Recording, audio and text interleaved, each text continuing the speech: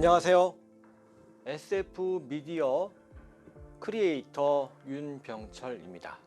제가 하는 일은 SF, 즉 사이언스 픽션이라고 해서 이 뒤에 보시는 이런 과학 소설이나 과학 드라마 같은 과학기술 기반 상상력 콘텐츠를 만드는 일을 합니다. 제가 하는 이 업은 인터스텔라 같은 하드코어 SF부터 해서 이런 간단한 소설, 잡지, 그리고 유튜브 콘텐츠까지 과학기술 기반의 미디어들을 만듭니다.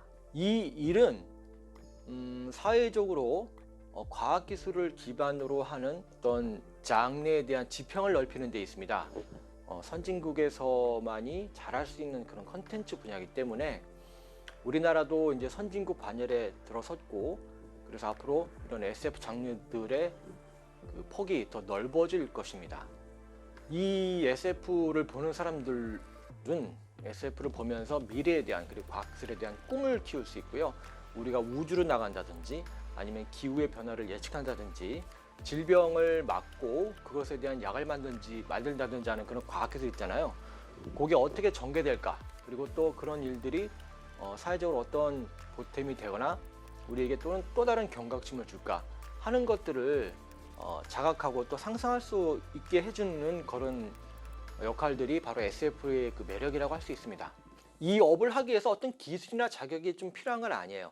앞서 말씀드렸다시피 좀 과학기술에 대한 최소한의 어떤 정보, 지식, 견해, 그 다음에 어떤 흐름을 쫓아갈 수 있는 그런 평소에 학습이 좀 동반되어야 하고요.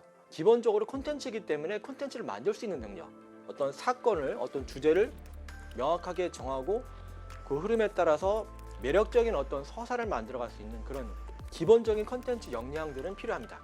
그것이 글을 쓰든 아니면 영상을 찍는 그런 연출력이든 아니면 다른 방식의 물건을 만든다든지 누구를 취재한다든지 하는 그런 기본적인 역량들은 필요하거든요. 그래서 한쪽에는 과학기술에 대한 정보, 식견, 그리고 한쪽에는 콘텐츠를 만들 수 있는 역량, 이런 것들이 필요한데, 이것이 기술이라고 할 수도 있고 하지만 자격은 없습니다.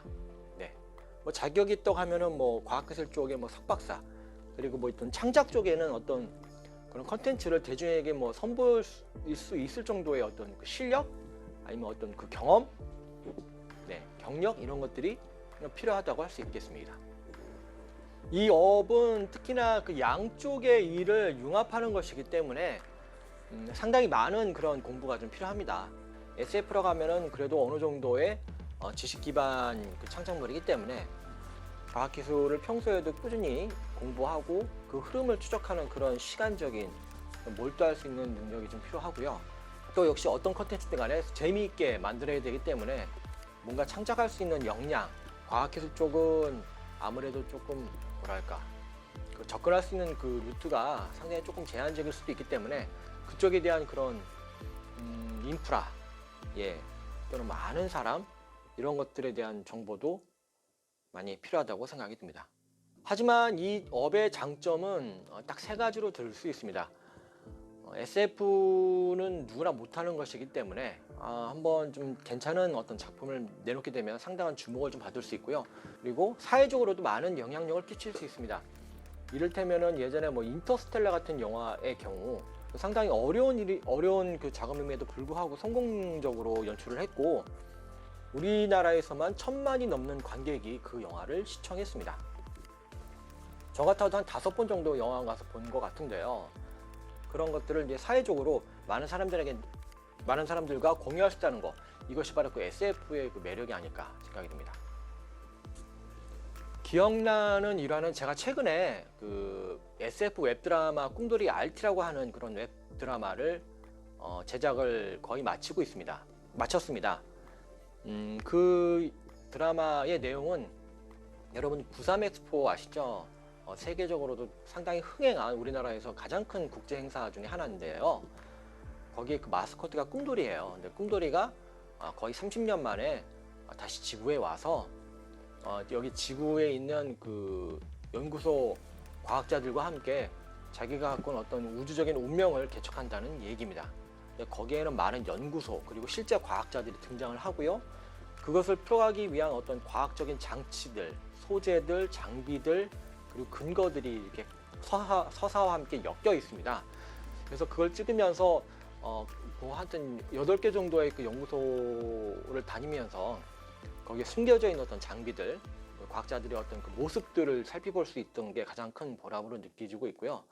출연한 출연진, 거기 나오는 어떤 박사님들, 그걸 만드는 어떤 뭐 전화, 그리고 촬영팀이나 스태프들이 모두 다 대전 분들이었어요. 그래서 그 어떤 드라마에 대한 그 이해도가 상당히 좀 높았고, 또 지역에 대한 그 이해도와 공감력이 많이 컸기 때문에 작품이 무리 없이 잘 마무리될 수 있었습니다. 그것이 가장 큰 보람이라고 볼 수 있습니다. 저는. 앞으로 이 업은 더 크게 성장할 것입니다. 왜냐하면 과학기술이 발전된 영국, 미국, 일본에서는 이미 SF가 주요 장르예요.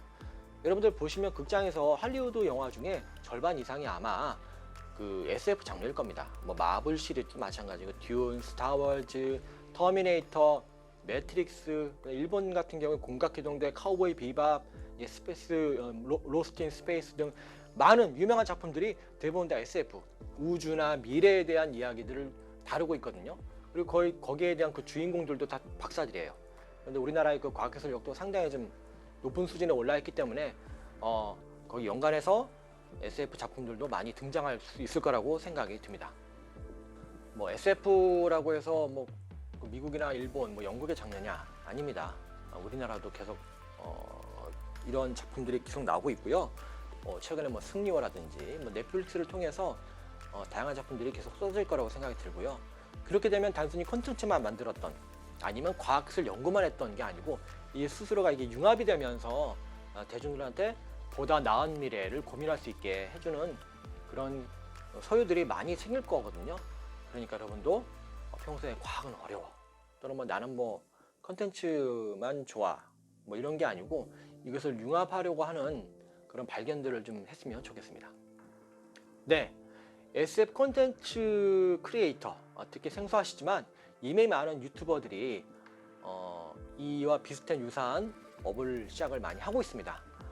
그분들을 구독을 하셔가지고 그 사람들이 어떠한 문제에 대해서 관심을 갖고 또 어떻게 풀어나가야 되는가를 잘 지켜보시면 나도 멋진 SF를 만들 수 있겠다라는 그런 어떤 깨달음이 올 때가 있을 겁니다. 여러분, 그러면 SF 세계에서 다 함께 만날 수 있기를 기대합니다. 감사합니다.